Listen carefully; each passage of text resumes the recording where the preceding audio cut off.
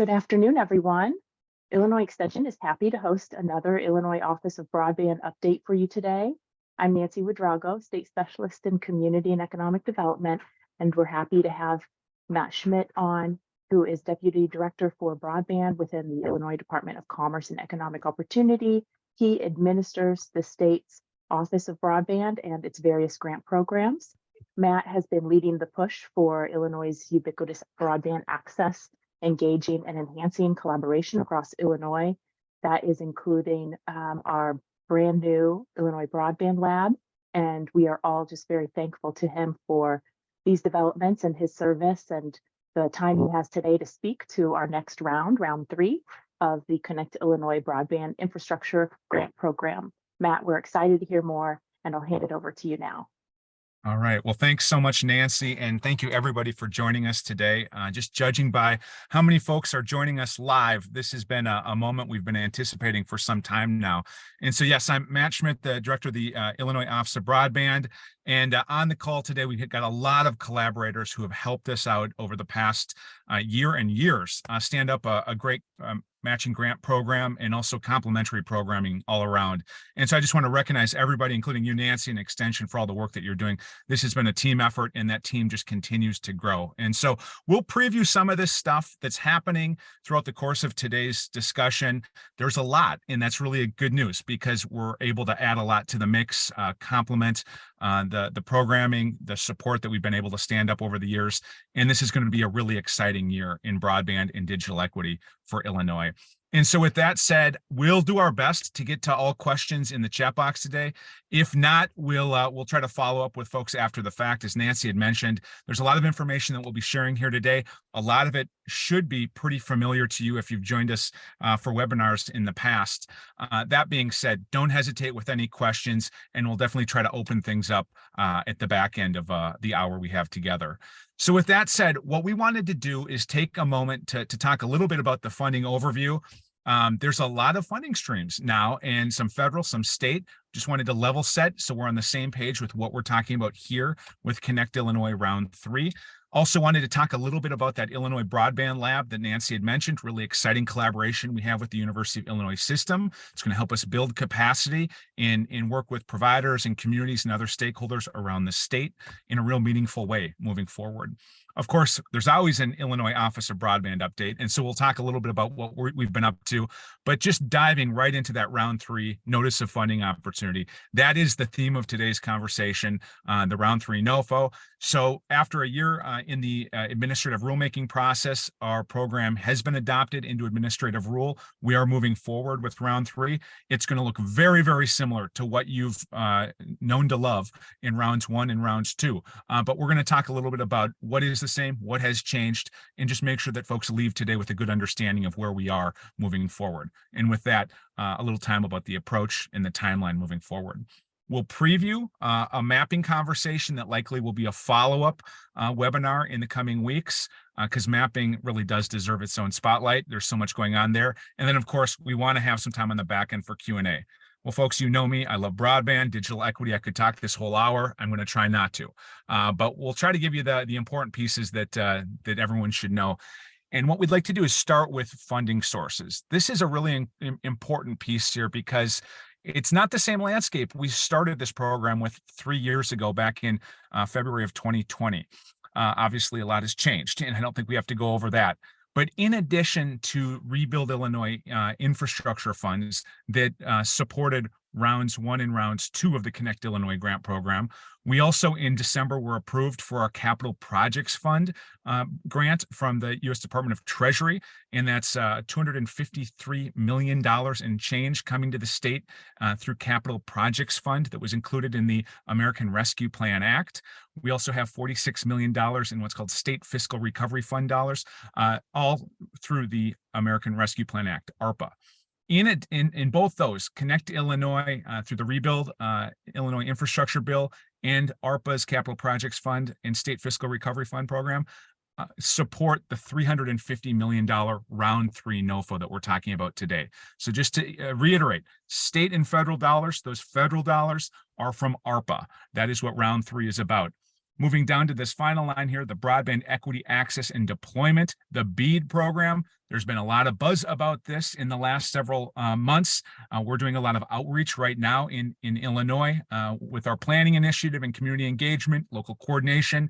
There's a lot to be said about BEAD, but I'll just tell you folks, today's conversation is not about BEAD. BEAD is coming in the out years here, a lot of planning and preparation in 2023, but grant making in dollars actually moving likely will not happen until 2025. And so just wanted to level set. We can revisit this later in the conversation today, but again, round 3, a combination of state and federal funds. Those federal funds come from ARPA. All right, jumping into, I think, just some updates. Folks, if you have not subscribed to our Illinois Broadband Connections newsletter, please do so. We'll throw a link in the chat so that you can subscribe to that. That is probably our best way of communicating with stakeholders. We try to update our broadband website and also send out emails, but this is the best place to get updates. And what you'll see in our latest edition is a headline that the listening tour and launch of Connect Illinois Round 3 are back, and that the Round 3 has resumed. And I just want to mention where we're at today. Essentially, we are accepting applications for Round 3. The previous notice of funding opportunity and application materials are posted on our Connect Illinois website. There will be an update to that NOFO, but it's a modification. It's not a new NOFO. And because it's a modification, we can keep the applications that came to us in 2022. And so basically, in the next couple of days, we're going to be giving prior applicants an opportunity to update their budgets and their timelines, because a year has lapsed since you applied in spring of 2022. We want to give you an opportunity to update your budgets, but you don't have to resubmit your whole application. And if you don't want to change a budget, we're just going to head right to the merit review process and get to work. And so that's the position we find ourselves in today. We have a NOFO and related application materials posted online. As an applicant, you are perfectly able to look at those and submit an application today if you would like.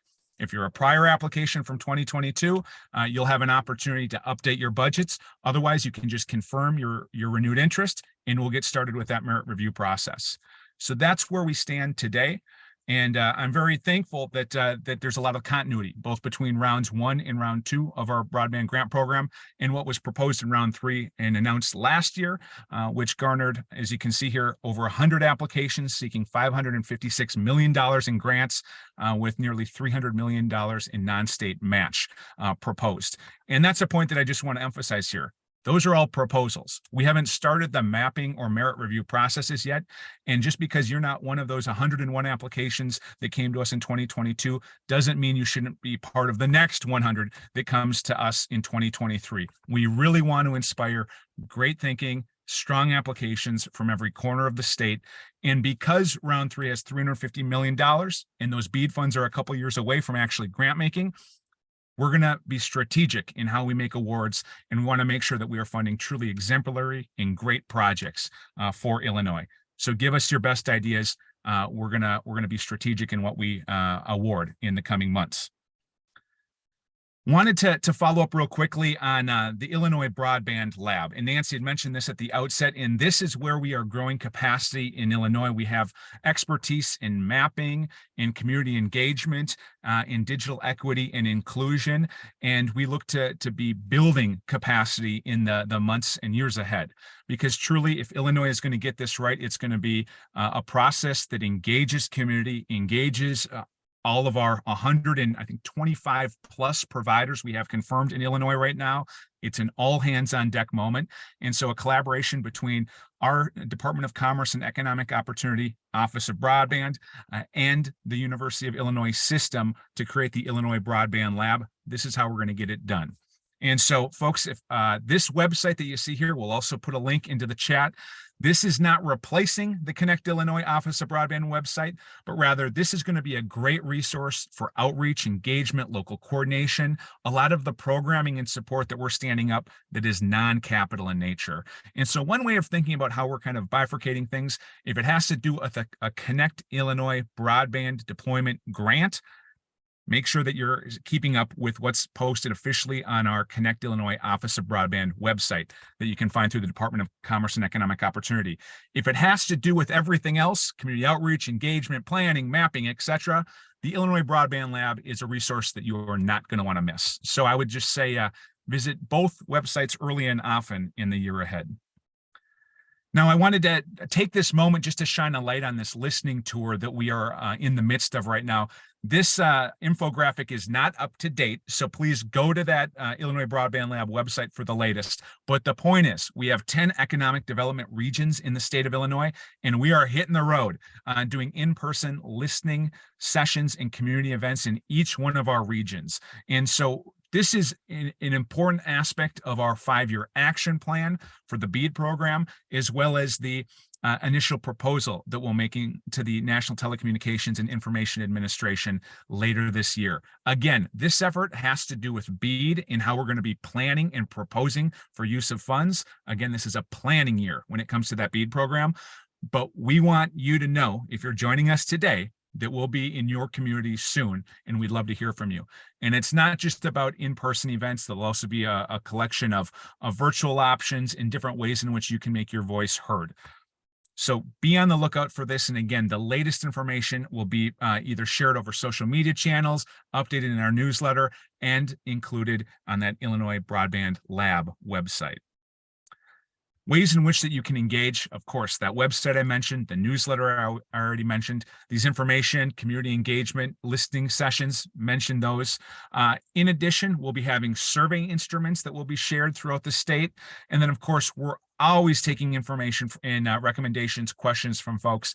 For the time being, please feel free to reach out to broadband@illinois.gov if you've got any questions regarding Connect Illinois or any other aspect of the broadband digital equity grant making and planning that's taking place in this year. So with that said, just wanted to give a shout out to those efforts that are happening right now. But again, what we're talking about today, what we're focused on is the Connect Illinois Broadband Grant Program, round 3. And I'm bringing us back to our Office of Broadband website, again, located within the Department of Commerce and Economic Opportunity. Folks, I never miss a chance to show folks this resource. We have so much going on here, and I'm very proud of the great work and the collaboration that stood so much of this up.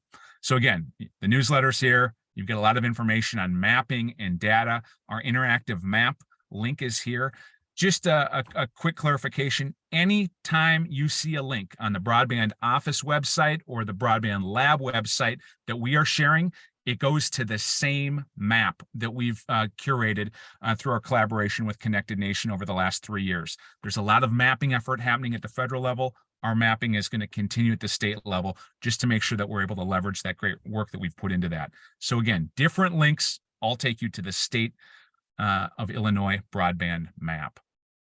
So as you scroll down on that vertical menu on the left here, you're going to be able to see different examples of programming, our infrastructure programming, our digital equity and engagement programming. Again, I spoke about how things are kind of divided up between the Office of Broadband and the Broadband Lab. Just wanted to call out all the different work that we're doing in digital equity and engagement programming. Just today, we got some great news from the Federal Communications Commission regarding grants they're making for the Affordable Connectivity Program and the outreach effort that they're supporting at the state level and community level. And I think a couple $100,000, I'm sorry, nearly a couple $1 million coming to Illinois to support ACP awareness. And again, that's going to stand up digital navigator work in collaboration that's statewide. In addition to that, maybe less breaking news, we're going to continue to invest in working with communities, helping support public-private partnerships, and looking holistically at the digital divide. So it's not just about internet access, but also the access to affordable internet, access to computer devices, and also the skills, the digital literacy, the know-how to make use of them both. And so we'll continue to round that out. Again, much of that work happening at the Broadband Lab. But again, if it's infrastructure related, if it's our Illinois Broadband Grant Program, it's going to be the Office of Broadband. So now if you scroll down some more here, you're going to see broadband grants in that vertical menu to the left. You're going to see the round 3 NOFO, the round 3 application overview, and the round 3 application template. There's also a link to the grant eligibility map here. Same map it links to. We just wanted to have everything right in one spot for potential applicants to this program. Moving forward, we may not include all of these links here, but they're there today, and you'll be able to access all of this content by going to the Round 3 NOFO link that I'm going to take you through. So things might look a little bit differently moving forward, but in terms of the materials you're engaging with, the application packet, the NOFO itself, very similar to what's been up for the past year. So looking at Round 3 of the Connect Illinois grant program, again, very similar, combination of state and federal funds, specifically those ARPA federal dollars and the Capital Projects Fund. Everything that we are investing in terms of projects must be scalable to service of at least 100 by 100 megabits per second. That's consistent with requirements set forth by the Capital Projects Fund, again, U.S. Department of Treasury, supported by ARPA funding. In terms of our grant amounts, a $10 million maximum grant for an application. So just to clarify, you can have a total project that exceeds 10 million, but the most that you can get in a single application grant is 10 million. If you're looking at, countywide proposals or larger projects that exceed $10-20 million, you are welcome to submit more than one application to us. You can take a phased approach where they're coming sequentially and you're referencing that sequence in your application, or you could submit them all to us at once. That the goal here is that we want to work with applicants in a way that we're spreading these resources out throughout the state. We're putting applicants, providers, communities in a position to bite off what they can chew at one moment. And I think as we all get more and more familiar with each other and move into subsequent rounds of the Connect Illinois grant program that will feature BEAD funding, you can expect that maximum grant award to go up. But for right now, with the $350 million round 3, $10 million maximum grant, but you can, again, submit multiple applications if you would like. And one change that we've seen from rounds 1 to rounds 2 to round 3, a non-state match is not required. When we set out with our program back in 2020, we had a 50% requirement, and really hats off to those providers and applicants that met that mark. But of course, the cost of taking a grant is not zero, and also it's an environment where there's a lot of pressure on costs, whether it's personnel, labor, or capital. And so we've relaxed that non-state match requirement. And basically, there's a sliding scale. If you can hit 30% or more, you'll get more points in our scoring process. And so strong incentives for a non-state match of at least 30%. And that's a change not from round 3 that was posted last year, but from a change from round 2. And so it's been a continual kind of iteration. And I think we found an approach right now that, well, it's in full alignment with the federal funding sources that will be coming down our way in the future. And so we think it's a good balance. Again, non-state match, highly encouraged. There are incentives in the scoring process, and we're going to look very closely at applications to push our applicants to provide what non-state resources they can. Our goal is to turn every dollar of Connect Illinois funds into as many dollars of overall broadband impact as possible. Another similarity from what you're seeing now with round 3 and what was proposed a year ago, 3 funding categories: broadband access, that is tied closely to our mapping and our understanding of unserved and underserved areas. Those areas that fall below 25 by 3 wireline service or 100 by 20 megabit per second wireline service, respectively. We also have a category of broadband innovation that is really pushing applicants to think about uses such as precision agriculture or telehealth or driving economic development. We understand that not all applications are going to be analogous, and we want to be able to make apples to apples comparisons where we can. And so that's the second category. The third category, urban broadband.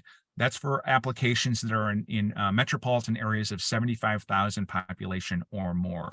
We'll talk more about those 3 categories, but again, they are there so that we can make apples to apples comparisons, because projects from one category to another can have different areas of focus. And so again, those 3 categories, the same approach we took last year when we posted round 3 in January of 2022. Looking at the application process, same approach that we had posted in January of 2022. A rolling basis for accepting applications, for reviewing applications, for engaging in our mapping review process, which is all fully transparent and publicly facing, and for making awards. We want to make sure that we're able to fund projects that are truly exemplary, get dollars moving, and importantly, make sure that we are extending broadband connectivity as quick as we can, as thoughtfully as we can. So again, I've mentioned this a couple times. There are complementary processes for review. Our merit review, which has a scoring rubric, reading each application, awarding points, given certain criteria that we'll talk about shortly, and also a mapping review process that helps us make sure that we are directing resources to areas of greatest need. All right, so if we go back to that Connect Illinois website that kind of helps us level set here and orient, we just talked a little bit about the round 3 NOFO. Now we're going to actually dive into this. If you were to click that link, this is what it looks like. All right, so this is what you should see when you go into that round 3 NOFO. You scroll down, you're going to have a number of links at the bottom. Moving forward, all of the information that I'm going to share with you now should be available through these links right here. The NOFO supplement is the notice of funding opportunity itself. I'll take you through that in brief. There's also various disclosure forms such as conflict of interest, the mandatory DCEO disclosure, the uniform application, a uniform budget template, and then we also have the round 3 application packet, which comes in 2 parts. So today we're going to talk a little bit about the NOFO. We're going to talk a little bit about this application packet and what that looks like. These are not expected to change in any substantive way from what is posted online right now. All right, and again, looking at that NOFO, so this is opening up that NOFO. That's the first page. You scroll down, you're going to see a program description. There likely will be an additional paragraph that just recognizes that this NOFO is a modified notice of funding opportunity. It's not a new NOFO, it's a modified NOFO. So don't be surprised if you see some additional language in red as an update in the coming days. But moving forward, wanted to spend a little bit of time on eligible projects, eligible project areas, and allowable costs. Again, this is the same thing that we've seen through rounds 1 and 2 and what was posted last year, and particularly with regards to what was posted last year in round 3, those 3 categories for eligible projects: broadband access, broadband innovation, and urban broadband. We spell that out right here. In the updated NOFO, you're going to see a definitions section that gives further treatment to different terms that we throw around here in the NOFO, just for everyone's benefit. No definitions are changing, but we will have a definition section in the modified NOFO, so you see those definitions all in one place. In terms of eligible project areas, we spend a lot of resources and time, and thank you to our provider community for participating in this, collecting data from our providers, updating our Illinois broadband map so that we have a good understanding of unserved and underserved areas. Again, these terms will be defined just as they have been in the past. Areas are unserved if they are below 25 by 3 megabits per second wireline. They are underserved if they're below 100 by 20 megabits per second wireline. Again, these definitions are included in the NOFO. Those are the areas for our broadband access projects that eligibility will be critical in determining whether or not a project can get funded. For allowable costs, we have a number of different elements that can be reimbursed or included in your project budgets. You can look at network design, project planning, obtaining permits, and of course, construction, of course. And so middle mile, last mile infrastructure, 2 additional terms that will be defined as they have been in the past, but in this new definitions section of the NOFO. And of course, durable equipment, installation, and testing of broadband services. If there are any questions about allowable costs, I really encourage potential applicants to reach out to the Office of Broadband. We'd be happy to have an office hour just to address any questions that you might have. Otherwise, towards the end of today's session, happy to get into some more details about some of these definitions and in terms that we throw around. So now looking at the funding information, again, the NOFO is going to be very clear that this is built upon a combination of state and federal funding. This is that table that you saw at the outset. I'm not going to run through it again here today, but this table is available and it will be posted on our website so folks can make comparisons between, expectations of state funded Connect Illinois projects, those for the capital project fund, and then what's we're expecting down the road with the BEAD program. There are some nuances between the programs, but by and large, you're seeing a lot of consistency from what was proposed 3 years ago in round one of Connect Illinois and what we're looking to do not only with round three today, but with the BEAD program moving forward. But again, that's in the future. But I think a point that's really worth stressing here, continuity, a lot of consistency in our approach, how we would like to invest dollars and make the best use of this truly historic opportunity. All right, looking at eligibility information, folks, I am not going to spend a lot of time on this just because I want to keep you all awake on a Friday afternoon. But this is really, really important for folks. As you look at our NOFO, you've got to have your ducks in a row when it comes to this information. Don't wait until the week before you want to apply. This is really something that you should get started at right away when you decide you want to apply for a Connect Illinois grant. Be making headwind on these bullets, a fee number, DUNS number, SAMS.gov account, etc. Run through and make sure you've got everything squared away. In terms of your eligible applicants, what we try to do with the Connect Illinois program is take an inclusive approach, whether you're an ISP, a political subdivision, a nonprofit organization, a cooperative, or a LLC organized for the purpose of expanding broadband. Even school districts, we want to work with you. If you've got the chops, you've put together the team, you've got an idea that is compelling, we'd like to hear from you. And so that's something that we're very proud of. This truly is a statewide broadband program. We want to inspire collaborative thinking, partnerships, and effort from every corner of the state and every stakeholder who's interested. In terms of cost sharing or matching, this is a point that I just wanted to reference here. The language in the NOFO that is posted online right now is actually not correct, and this is going to be changing. And specifically for all applications, the merit review scoring process will award points to applications that leverage matching funds totaling, this is 30% or more. So if you're looking at a substantive change from what's posted online right now to what the modified NOFO will look like, this is one change. Just wanted to spell that out for folks. And again, if you applied last year, this will not impact your scoring or your competitiveness if you want to just keep your application intact. But just wanted to again, reset and bring folks back to that. It's not a 50% non-state match requirement as it was in round one. It is an encouraged, incentivized non-state match component. We want you to get to 30% and go over, and we'll award points accordingly. Moving on here, just looking at some of the application process and what it entails. We referenced this when we were looking at the NOFO and how to access this online, but it's not simply one document that you're filling out. We do try to make it, believe me, as user-friendly as possible. So we have that fillable PDF that I'll take you through. That's our application template. But there is the uniform capital budget, the uniform grant application that is required of DCO, and it really does help us standardize what we're looking at. And again, as we talk about apples to apples comparisons, being able to find information that we need and we know where it is in an application. And of course, these disclosures and additional information that is needed to complete your application. If you have any questions about any of this, don't hesitate to reach out. I would just encourage folks to get started with all of this right away. Don't wait until the last week before you want to submit. And again, it's there for a reason. And so we do try to make it user-friendly for you.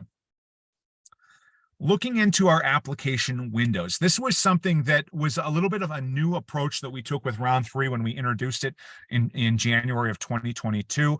The whole idea here is with round three being a bigger funding round, not $50 million as we saw with round one and round two, but $350 million. We want to be able to set the rules of the road, so to speak. We want to be able to award applications on a rolling basis that are truly exemplary and score highly.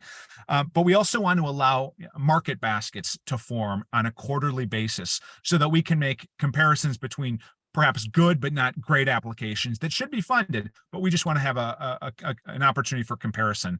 So essentially, moving forward, you can see window 1, window 2, window 3, window 4 have all closed. What we're planning to do is begin the merit review process on all applications that we received in 2022, make those put those through the mapping review process, do that merit review. Those are the projects that you will see publicly displayed when we begin that mapping review process. And then we'll make awards, and then we'll move on to those applications that are accepted before March 31. And then likewise, applications that are accepted before June 30th.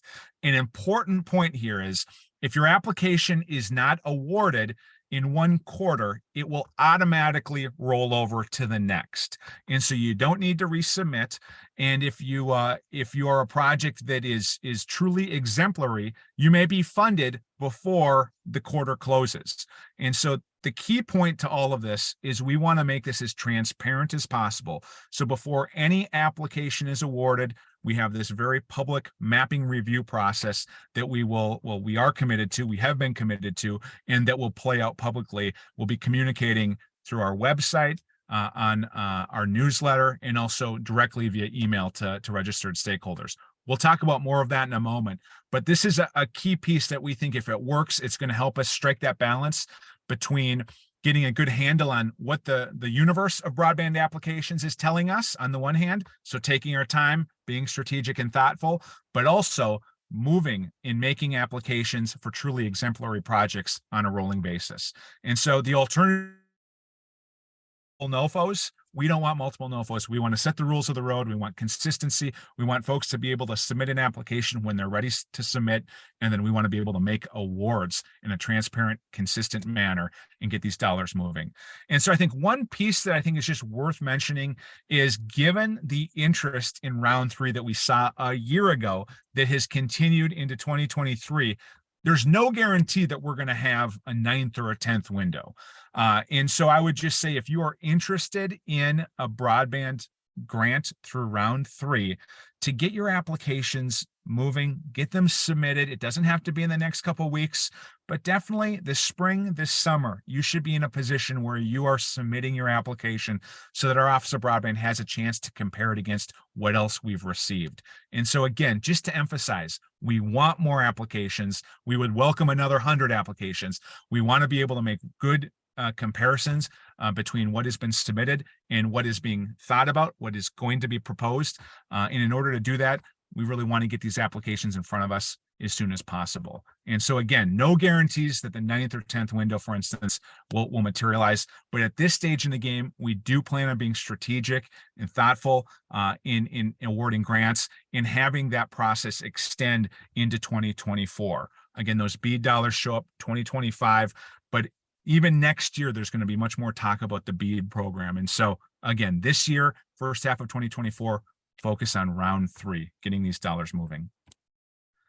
So next here, this is straight from the NOFO, our complementary merit review and mapping review processes. This is language that likely will be in the modified NOFO. So if you're looking for this right now, it's not there specifically as it is here. Nonetheless, same approaches that we've taken over the years, complementary merit and mapping review processes. One thing that has, well, before I hop into that, we have put the selection criteria into the NOFO. So that is changing from what's currently up in the NOFO to what you see, what you will see with the modified NOFO.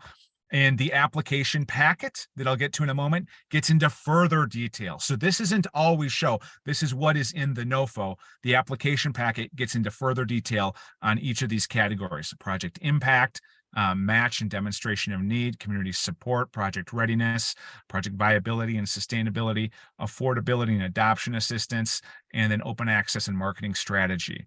I don't know if there's a perfect way of doing this, but we've been quite consistent from round 1 through round 2 through round 3. This lines up well with what we're seeing nationally, and I think it's put our Connect Illinois program in a good position to succeed. Again, more information in the application packet on how these specific categories break out. That being said, with 200 points possible, what we have seen is projects that score over 150 in our merit review process are truly great projects. They're projects that we know we want to fund right away.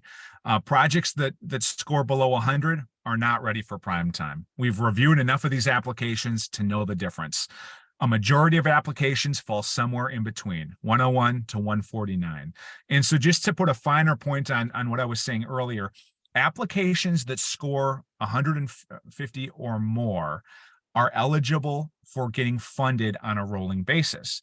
The quarterly market basket does not have to form, but what we are committed to doing is running that application or any other applications that score 150 points or more through that open mapping review process.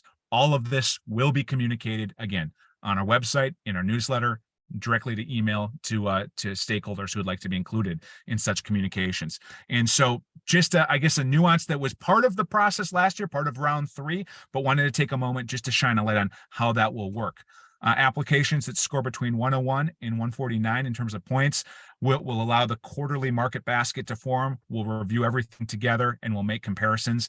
And not all of those projects may be funded, but a portion of them certainly will be. And those that are not will roll over to the next market basket in the coming months.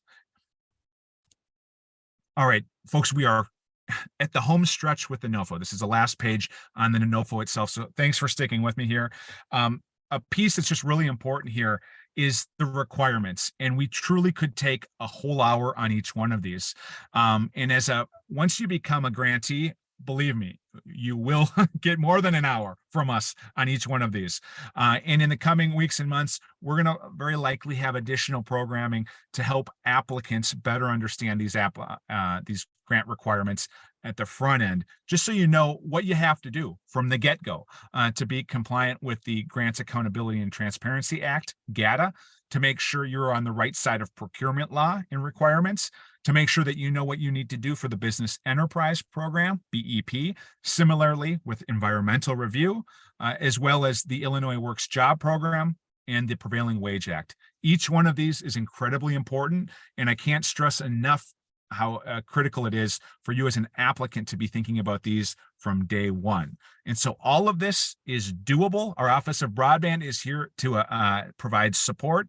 And I have to tell you, I'm very optimistic with the capacity that we're going to see added both at the Office of Broadband and through the Broadband Lab in the coming months. We'll be able to provide more support than ever before for potential applicants and grantees alike. And so I don't want to scare anybody away. This is truly a partnership between the state and applicants, in our communities, in our providers. We're here to help. And if you have any questions about any of these requirements, don't ever hesitate to reach out. But I know this is the part of the boilerplate part of a NOFO that you might want to gloss over.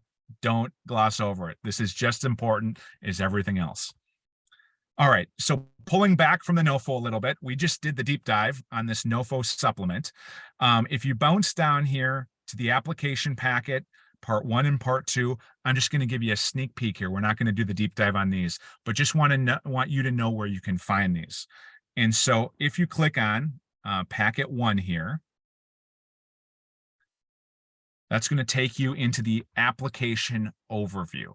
And so basically, again, part 1 of the application packet, it just provides more information about these categories, about the grant selection criteria and scoring process that we take. We also talk a little bit about how we anticipate getting the most out of pairing state and federal funds in a given area. And so there's just a lot more detail in the application packet. I'm not going to take you through this, but maybe down the road, we'll have a follow-up webinar where we can talk a little bit more about this. We have talked about these in the past, and so there is content online that'll take you through both the application and the application overview if you'd like to do that deeper dive. Otherwise, these are offered, again, to provide more guidance, and particularly when it comes to the next one, the application template, to just make it very easy for you to fill out. So a fillable PDF, this is just the top of the first page, but we want a proposed title. We want you to select one of these project categories. And then what kind of infrastructure are you investing in? Is it last mile, strictly speaking? Is it middle mile only? Or is it a blended project where there's both? And there's a whole host of other questions and fields for you to offer more information. But again, this is where your application, your idea, your hard work comes to life for our merit review team. So we appreciate you taking the time to fill that out completely.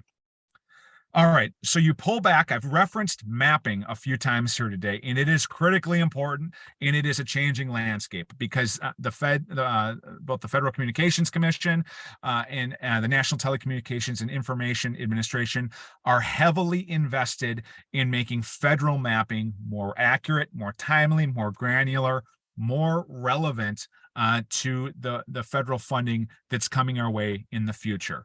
So at the same time that all of that mapping effort is happening nationally, and Illinois was very active in mapping review processes with the Federal Communications Commission over the holidays this year, and just hats off to those who really leaned into that. The fruits of that effort really are in the future. For right now, with our Connect Illinois Broadband Grant Program in round 3, we are focused on the state's map. And this is something that we have invested in for 3 years. So thanks to all broadband providers that have submitted data. There is a collection window opening right now in advance of our next version, our next vintage of the Illinois Broadband Map that is due in May of 2023. And so with this map, just wanted to take a moment to highlight its maximal use here if you're a potential applicant. You can get into a whole host of information on access, technology, performance, service levels available in your area. You scroll over, there's a increasingly ample information on statistics, whether it's from the American Community Survey or other sources.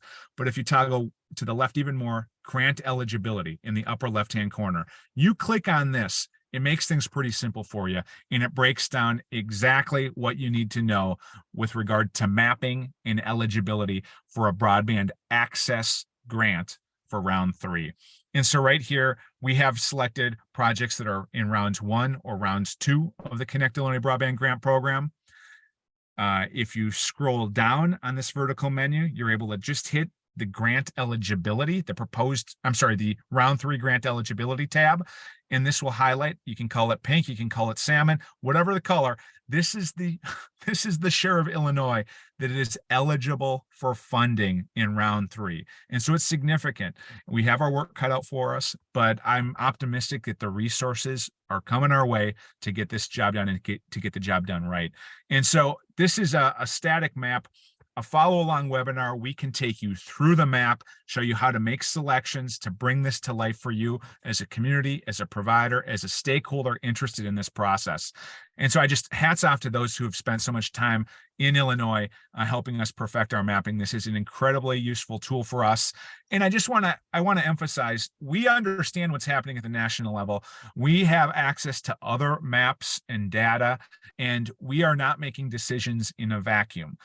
We are updating our mapping to include awards that are made not only in the Connect Illinois program, but through perhaps the Federal Reconnect program, confirmed awards and projects that are funded through the RDOF program and others. And so the point here I'm trying to make is this grant eligibility layer is updated, and it by and large is going to be the go-to layer of data for you in determining what is eligible and what is not when it comes to a broadband access application.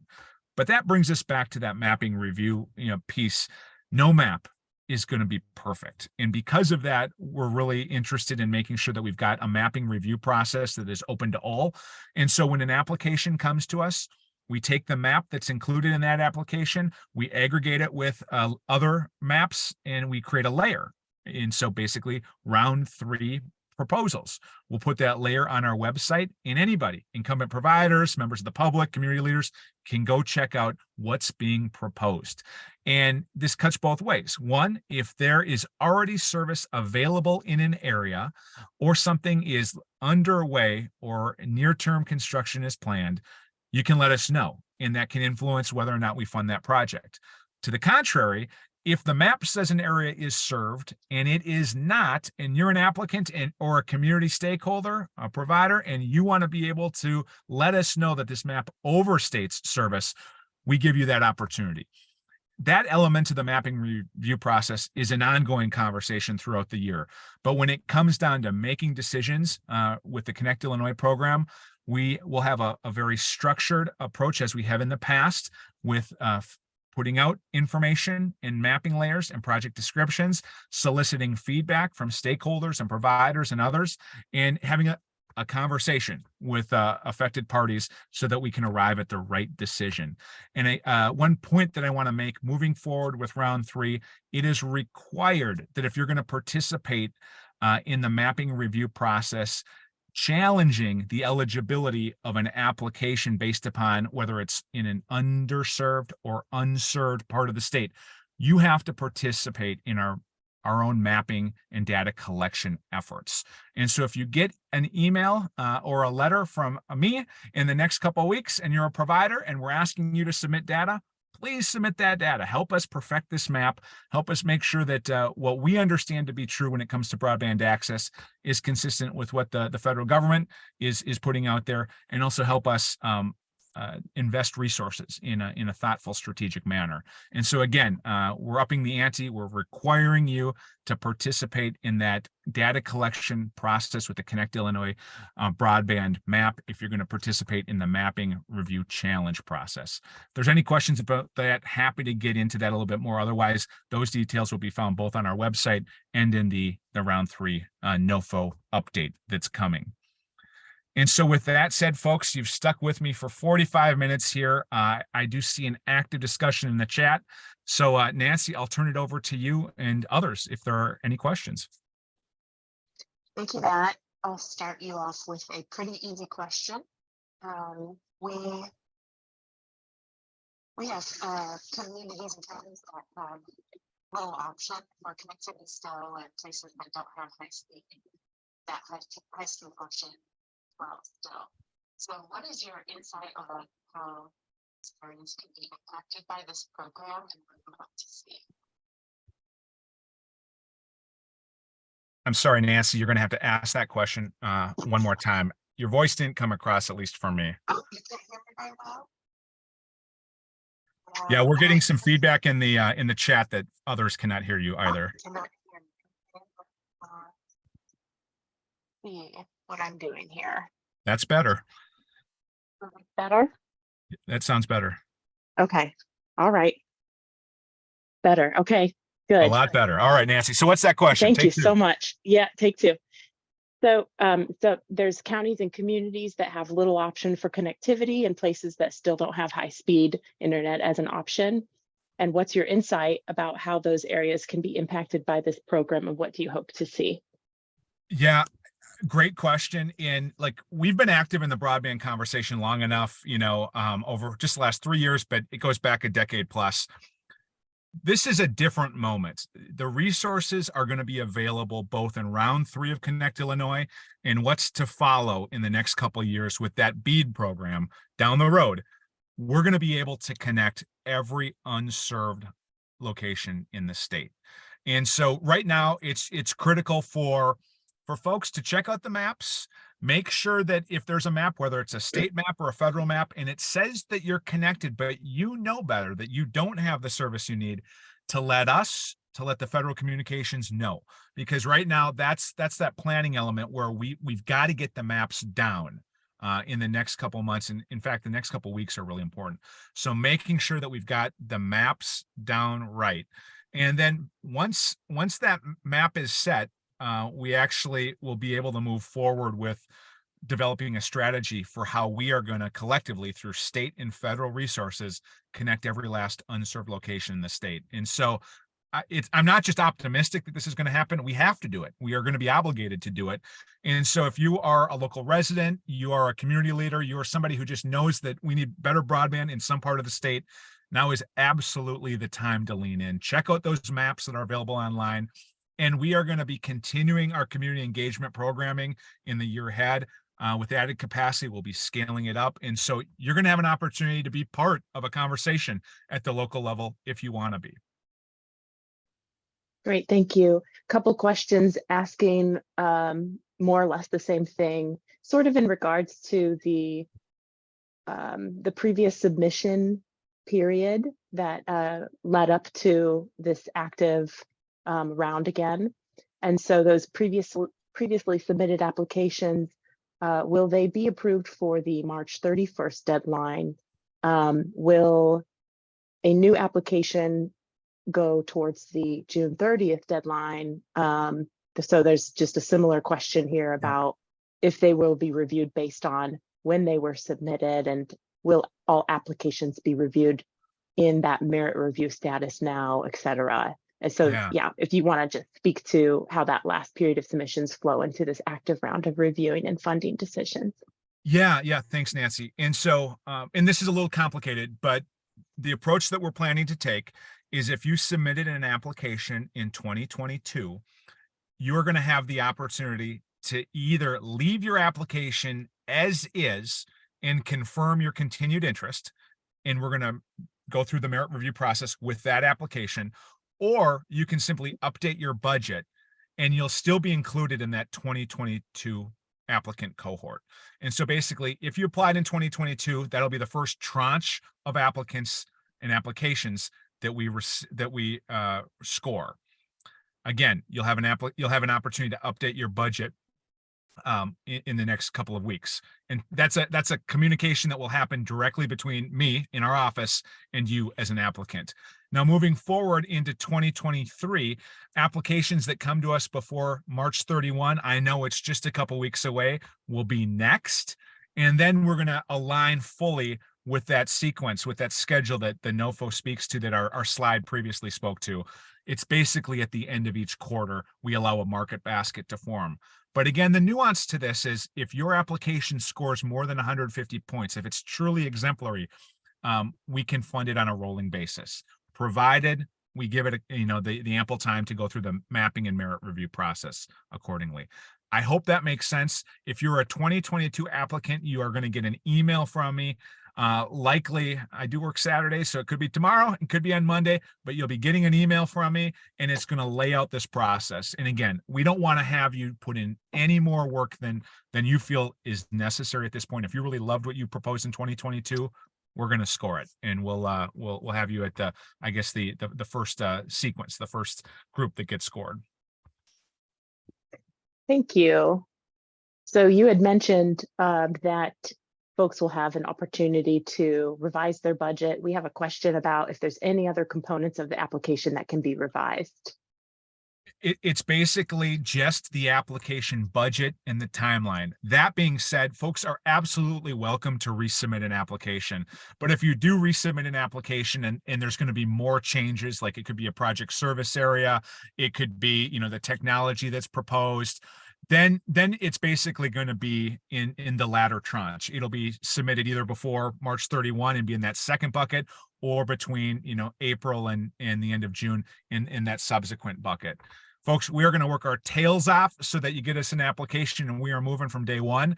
But that being said, if there's anything more than basically the budget or the timeline that gets updated, it's going to be treated as an entirely new application. Thanks. That's great to clarify that. You had addressed a few of the questions that folks have about funding that overlays on different geographic areas, funding eligibility. So we had a few questions about that came through, but that was before you had covered the mapping tool. And just want to let folks know that mapping tool really does answer the questions on what funds can cover what parts of their county or community. And so I think there's a link to that in the chat box. If not, we'll get that in there and also include it on the follow-up.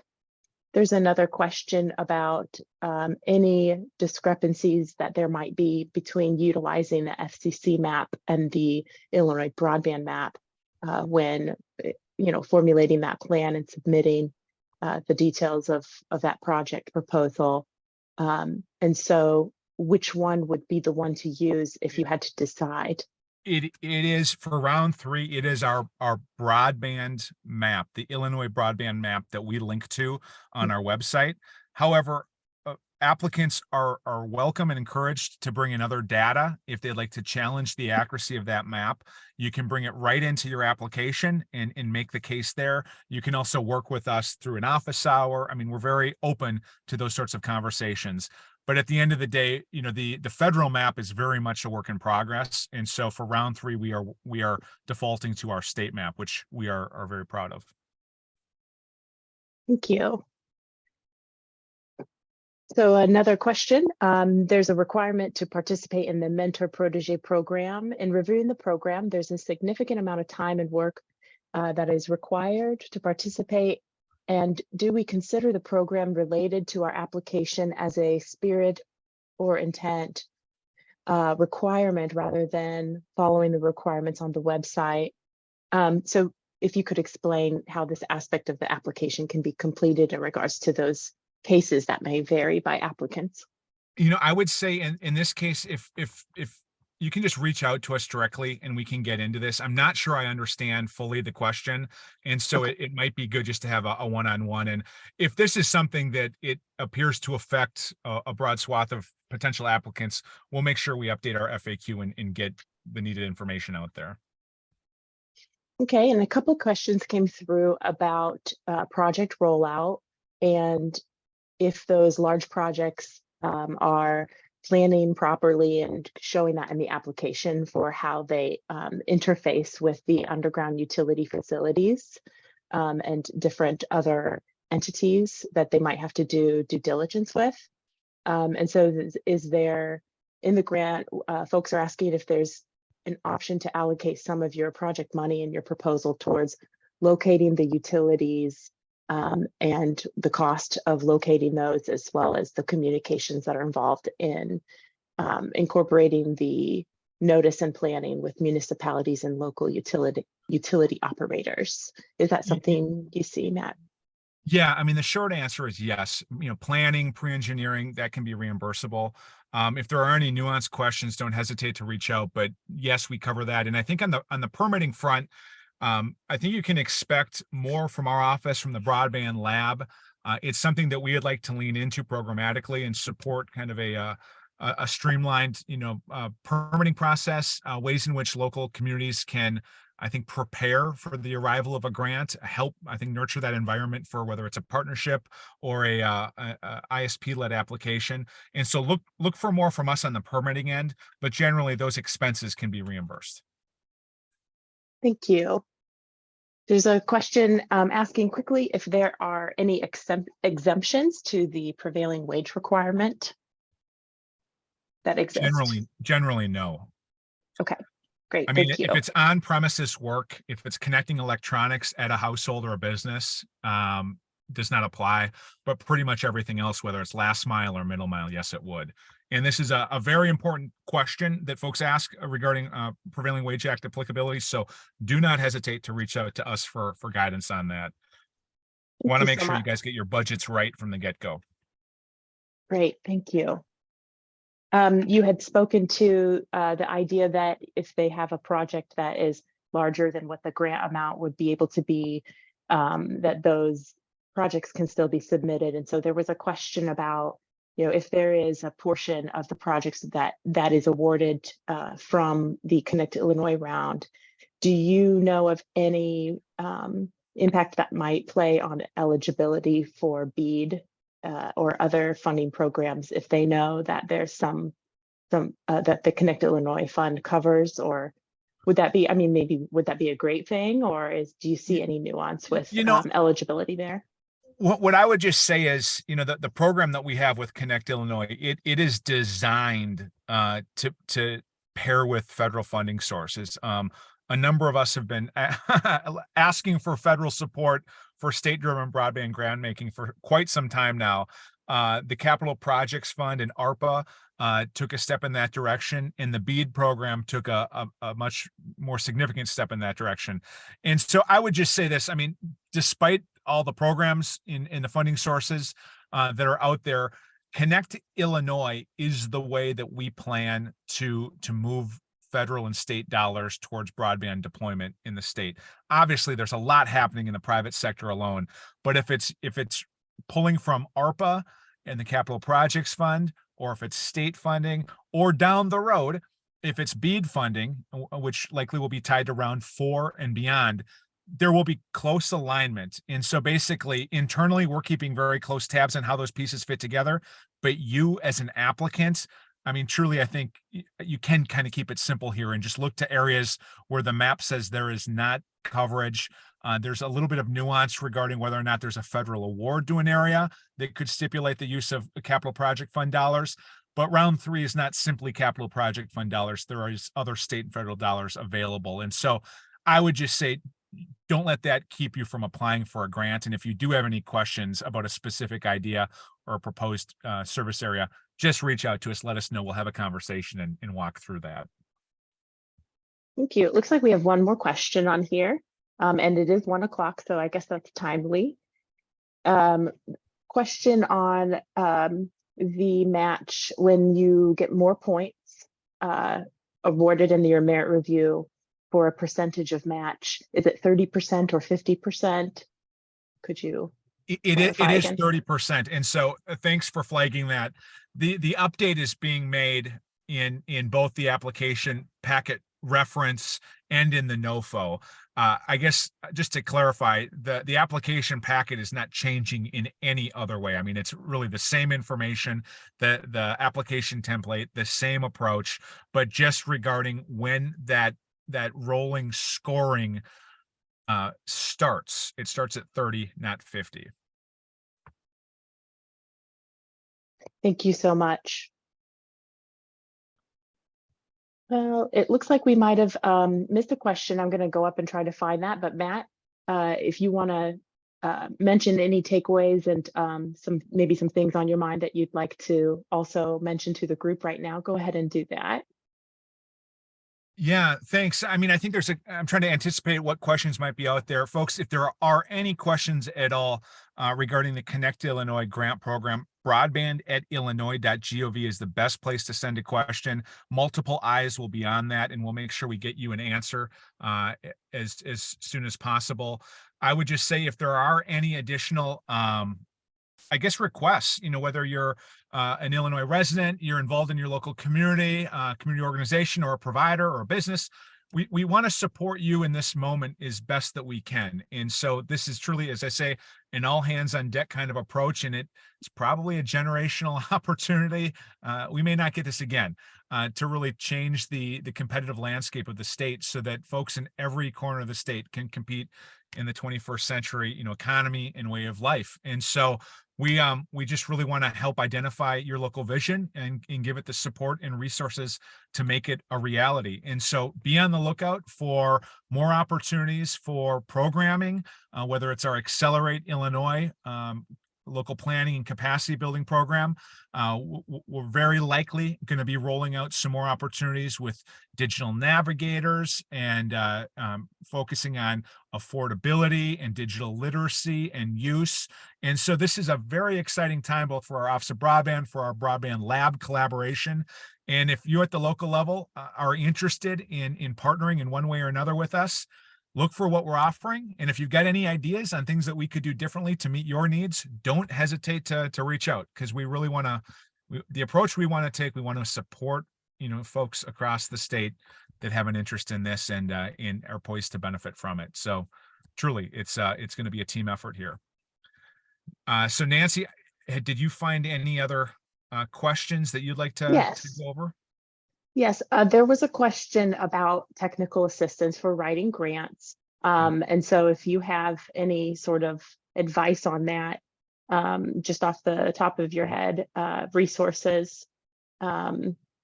Otherwise, I think that might tie in a little bit to some of the other initiatives going on with other organizations as well. But if you want to speak to that. Yeah, I mean, I think, first of all, if you're like a local government or a community organization and you're interested in, the Connect Illinois Broadband Grant Program, would like to perhaps find a partner, but want to help think through next steps, that's one of the reasons we have our programming in place, whether it's, Connected Communities that was rolled out 3 years ago, or the Accelerate program. Right now, we've got Broadband Breakthrough that's a collaboration through Illinois State University and the Illinois Association. The point is, there's a lot of great curricula and support that's out there. And perhaps it might be something less formal than that. It could be just a series of conversations you're having with, somebody who's involved with the lab or the Office of Broadband, where we can bring to life the opportunity and maybe help walk through some questions that you have. And so again, just to reiterate, don't hesitate to reach out. And if it's about formal grant writing, I think that's something that we could just explore what kind of resources are out there and how we might be able to support you accordingly.